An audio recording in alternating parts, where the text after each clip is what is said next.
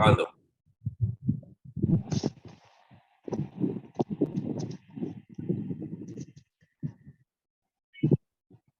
¿Sí le salgo yo? Sí. Bueno, buenos días para todos. El profesor Oscar Vera, un saludo especial. Estoy con mi compañera Arely Rico. Hoy vamos a hablar acerca de lo que son las capacidades físicas condicionales. Entonces, la dejo con mi compañera para que arranquemos.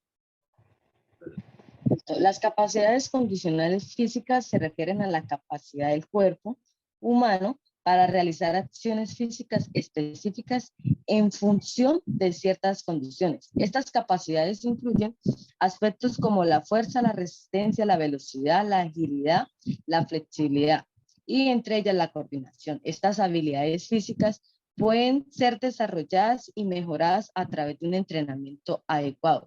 A continuación iremos hablando un poco de qué trata, qué principios y qué test podemos involucrar para medir cada capacidad. Listo. Bien, como nuestra compañera lo dice, esas capacidades se van mejorando de acuerdo a la actividad o el entrenamiento que se haga focalizado. Debe ir bajo unos parámetros, unas condiciones y unas referencias para que vaya mejorando la actividad.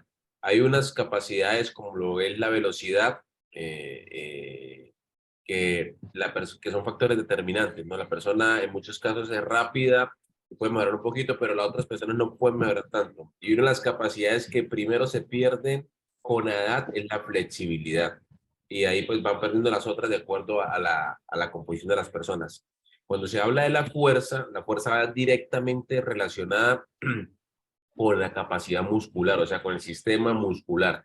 Entre menos músculo tenga, menos fuerza va a tener, menos sistema óseo fortalecido va a tener, y pues ahí va perdiendo mucha eficiencia acerca de la persona. Entonces vamos a empezar a hablar de las siguientes actividades. ¿Listo? Bueno, Arely. Entonces, sabemos que la fuerza es una capacidad física fundamental y es la capacidad de vencer una resistencia o de atrofiarla por medio de un esfuerzo muscular, tensión, independientemente de que se genere o no un movimiento.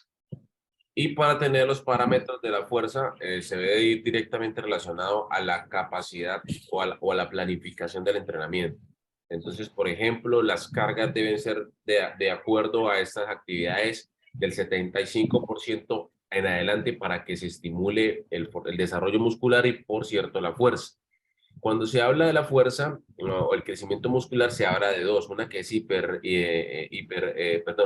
sarcomérica y sarcoplasmática, que son dos condiciones diferentes en la célula, en la parte muscular, en donde hay una que genera hipertrofia, o sea, desarrollo muscular grande, y la otra genera más fuerza que hipertrofia, pero aún así hay desarrollo muscular. Cuando se habla de esto, cumplen otros factores importantes. La fuerza es vencer una fricción, pero la fricción se puede vencer de varias maneras. Puede ser un movimiento concéntrico, es estirar excéntrico, que se puede manejar también de acuerdo a la actividad. Y hay unas actividades o unas planificaciones o unos ejercicios que se pueden realizar para mejorar la fuerza de la persona dependiendo de la actividad. Las cargas deben ser progresivas. Progresivas no quiere decir simplemente que aumenten o bajen la intensidad, o sea, 90, 95, sino también el volumen. Entonces yo puedo bajar la intensidad a 90, pero aumentar el volumen y así sucesivamente. Gracias.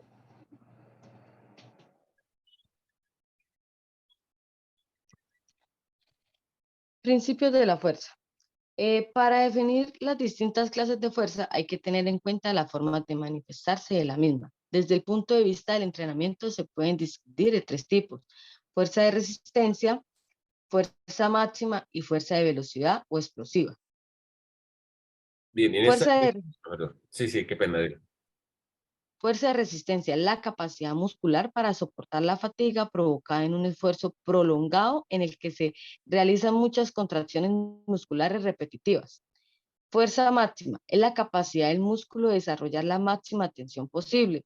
Y fuerza de velocidad o explosiva es la capacidad que tienen los músculos de dar una carga la máxima aceleración posible.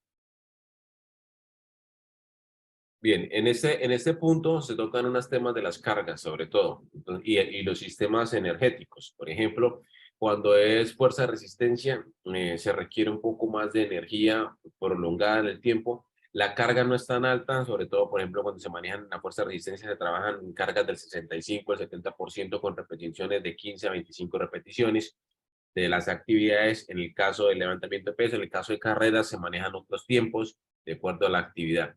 Esto es fuerza de resistencia. Cuando se trabaja fuerza máxima, es la capacidad del músculo de realizar, inclusive a veces un solo movimiento, de acuerdo a la actividad. O en el pesista un solo lanzamiento, en la carrera un solo sprint, 100 metros, en la natación una sola piscina, 100 metros, por ejemplo. Entonces aquí se necesita una energía inmediata y pueden utilizar la fosfocreatina como fuente de energía para que se gaste de forma inmediata, que es la energía que está inmediata, la glucosa. Luego, pues obviamente viene el ciclo de Krebs y se vuelve a recuperar durante un periodo de tiempo prolongado. Cuando se trabaja resistencia, el periodo de recuperación es 1 minuto, más o menos 60 segundos.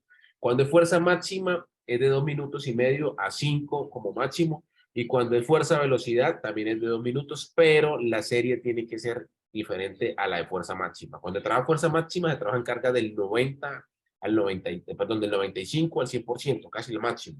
Cuando trabaja fuerza explosiva, se trabajan cargas del 85 al 90, al 94, 95%, que haga el movimiento y una cantidad de número de repeticiones. Aquí encontraremos algunos test con los que podemos medir esta capacidad física. Tenemos repeticiones máximas que le llamamos los RMs. Tenemos la fuerza de agarre, el hat trick, salto vertical y flexiones de brazo. Bien, en estas actividades que se realizan, pues hay unos protocolos que se deben realizar, ¿no? A veces en el salto vertical también utilizan una plataforma de salto, en las flexiones o press push también utilizan las repeticiones y la cantidad de tiempo con que lo realiza. Y en el RM se utilizan las cargas, en las pesas pueden ser de sentadilla, pueden ser de press plano, o inclusive puede ser de levantamiento de halterofilia, dependiendo de la actividad o el deporte. Por eso la especificidad del deporte depende del test que se pueda realizar. Listo. La siguiente que hablaremos será la resistencia. Se refiere a la capacidad del cuerpo para mantener un esfuerzo o actividad física durante un periodo prolongado de tiempo. Se puede definir como la capacidad de los sistemas cardiorrespiratorios, musculares y energéticos para respirar la fatiga y mantener un rendimiento eficiente y sostenido. Dice, en este caso, pues se toman mucho las carreras largas o semiprolongadas o prolongadas, en el caso de media maratón, 4.000, 5.000, depende de la cantidad de 5K de la que vaya a participar el atleta.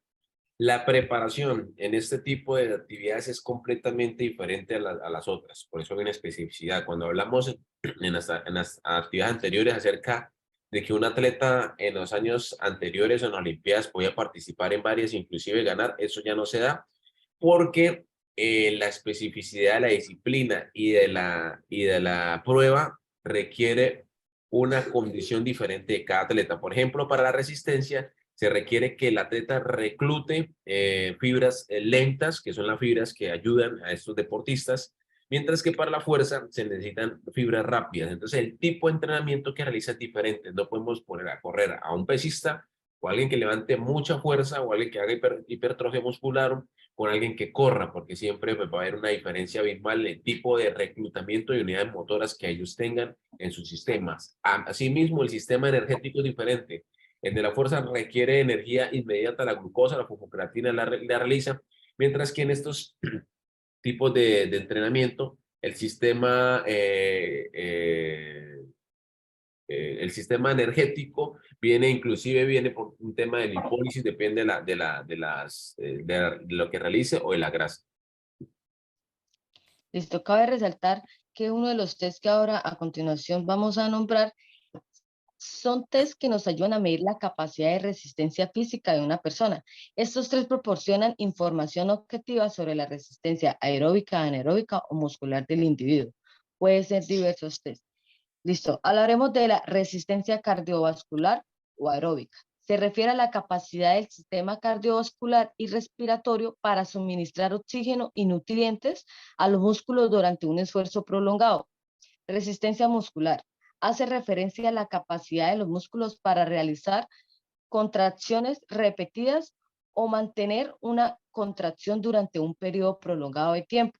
Y resistencia de fuerza, aunque la fuerza y la resistencia suelen considerarse capacidades físicas separadas, en algunos casos se utilizan el término resistencia de fuerza para referirse a la capacidad de generar y mantener fuerza muscular durante un periodo prolongado de tiempo.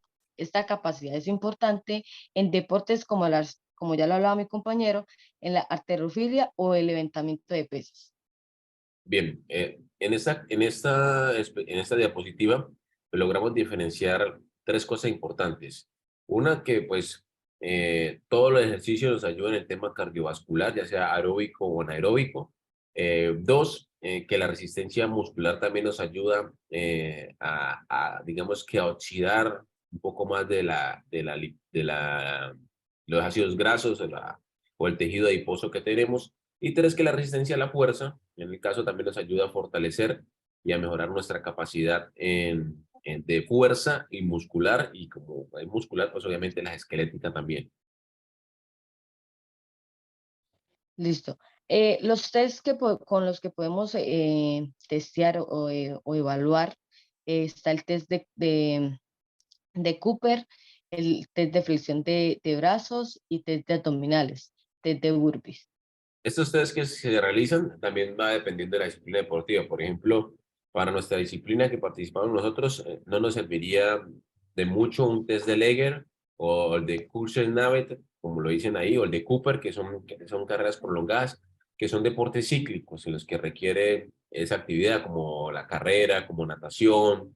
Ese tipo de actividades que requieren un solo movimiento no nos servirían. No nos sirven deportes, pruebas acíclicas, que requieren de parar, avanzar, devolverse, de correr, de acuerdo a esas actividades que realizamos. Ya en tanto a la flexión, abdominales y burpees nos dan una mano importante, sobre todo cuando están en etapas inferiores o de desarrollo, pero nosotros, en cuanto a la especificidad, se utilizan otras pruebas específicas del deporte. Entonces, por ejemplo, en los top deportes acíclicos como el fútbol, baloncesto, voleibol, ultimate, rugby y demás, utilizan diferentes test evaluativos para medir el máximo consumo de B2 o el tema de la resistencia.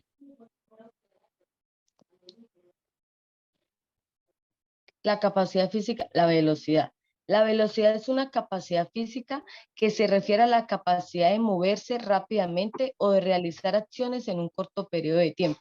Es la capacidad de generar una alta velocidad de desplazamiento u ejecución de movimientos. En esta capacidad es importante, primero, la técnica también, muy importante, y segundo, el tipo de entrenamiento que se realiza al atleta, ¿no? Recuerden que en este se utiliza lo que es la fosfocreatina rápida, veloz, para que lo utilicen en un solo movimiento, en un sprint, que es el tipo de energía que se requiere, y se requiere también en este tipo, cuando es un tipo veloz, reclutar fibras rápidas, o sea, la fuerza también, para que haga el impacto y el movimiento en un solo tiempo. Principios de la velocidad. El sistema ATP, el sistema de glucosis y sistema aeróbico.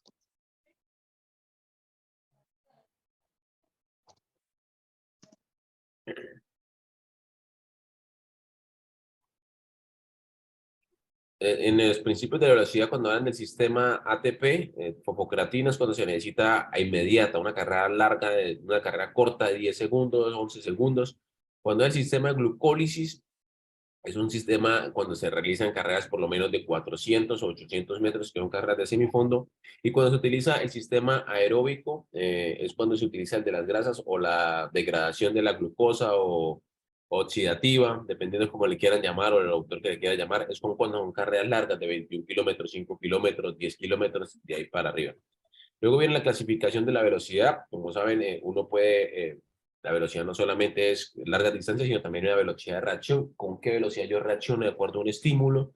Viene una velocidad de desplazamiento, cómo yo me desplazo de un punto A a un punto B. Y viene la velocidad gestual, que es muy importante, sobre todo para la técnica. Y todo esto son procesos entrenables y dependiendo de la disciplina deportiva que se enfoquen. Entonces, Todo eso son componentes de entrenabilidad que hacen parte. Los test con que se Test de, evalúan, no, sigaré, bueno, test de evaluación.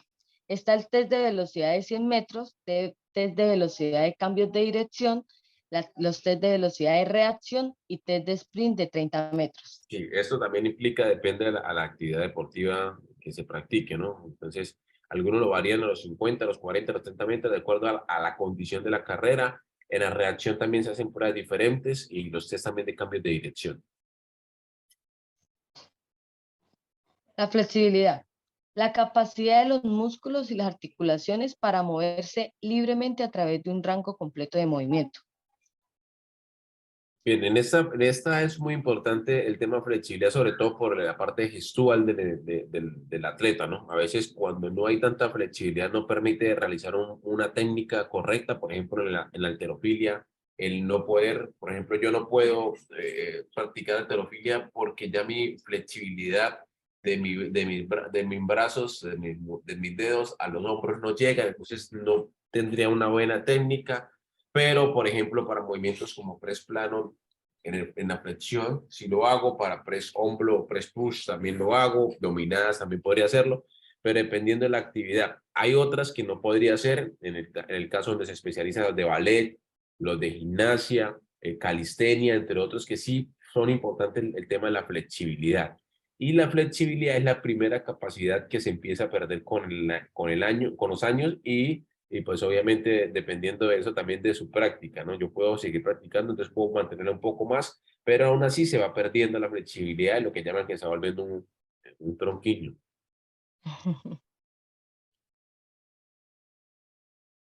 Principios de la flexibilidad. Está la elasticidad muscular, plasticidad muscular, elasticidad de los tejidos conectivos, inhibición autogénica y reflejo miotático. Miotático.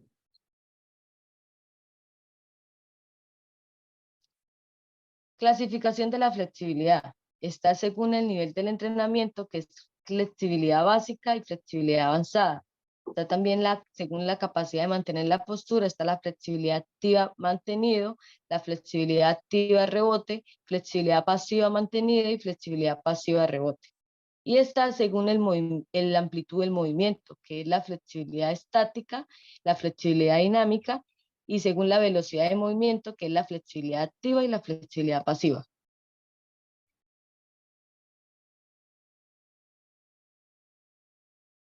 Los test. Test de evaluación. El test de flexión de hombro, también conocido como, me ayuda ahí con el nombre en inglés, Cyril Reese. es una prueba sencilla para evaluar la flexibilidad de los músculos isquiotibiales y la zona lumbar. Listo. Muchas gracias.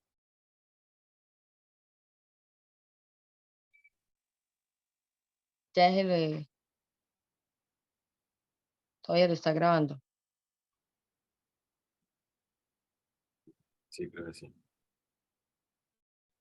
No sé dónde para, bueno, la para.